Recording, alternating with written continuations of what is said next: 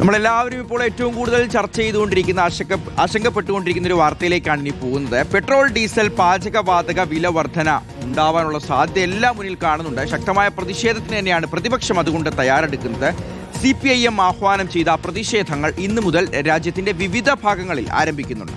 കോൺഗ്രസ് അടക്കമുള്ള മറ്റു പ്രതിപക്ഷ പാർട്ടികളും പ്രതിഷേധവുമായി രംഗത്തെത്തും. ആദിൽ പാലോട് നൽകും വിശദാംശങ്ങൾ. ആദിൽ, എന്തൊക്കെയാണ് നീക്കങ്ങൾ? എങ്ങനെയാണ് പ്രതിഷേധിക്കാനുള്ള ഓരോ നീക്കവും നടത്തുന്നത്? ഇന്നു മുതലാണ് പ്രതിഷേധങ്ങൾ തുടങ്ങുന്നതല്ലേ?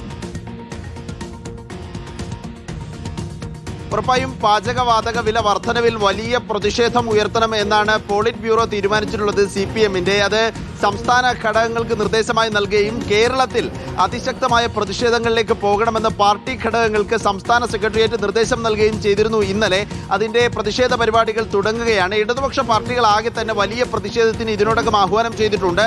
ഇപ്പോൾ പാചകവാതക വില 1000 രൂപയ്ക്ക് അടുത്ത് വർദ്ധിപ്പിച്ചു എന്നതിന് ഉപരിയായി ഇന്ധന വില കൂടി വർദ്ധിപ്പിക്കാനുള്ള തീരുമാനത്തിലേക്ക് കേന്ദ്ര സർക്കാർ എത്തുകയാണ്. പെട്രോളിനും ഡീസലിനും 4 രൂപ മുതൽ 5 രൂപ വരെയും, ഗാർഹിക സിലിണ്ടറുകൾക്ക്, അതായത് ചുമന്ന സിലിണ്ടറുകൾക്ക് 50 മുതൽ 60 രൂപ വരെയും വർദ്ധിപ്പിക്കും എന്ന അഭ്യൂഹമാണ് ദില്ലിയിലുള്ളത്. ഏതായാലും ഇത് സംബന്ധിച്ചുള്ള തീരുമാനം ഉടനെ ഉണ്ടാകും. അതുകൊണ്ട് തന്നെ അതിശക്തമായ പ്രതിഷേധത്തിലേക്ക് കാര്യങ്ങൾ കൊണ്ടുപോകണം എന്ന നിലയിലേക്ക് പ്രതിപക്ഷ പാർട്ടികൾ എത്തിയിട്ടുണ്ട്.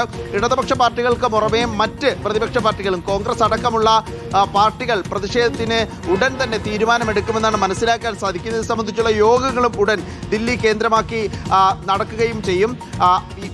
സാധാരണഗതിയിൽ തെരഞ്ഞെടുപ്പ് മുന്നിൽ കണ്ട് പിടിച്ചുവെക്കുകയും പിന്നീട് തെരഞ്ഞെടുപ്പ് കഴിയുമ്പോൾ ആളുകളെ വഞ്ചിക്കുകയും ചെയ്തു എന്ന ആരോപണമാണ് പ്രതിപക്ഷ പാർട്ടികൾ പ്രധാനമായും ഉയർത്തുന്നത്.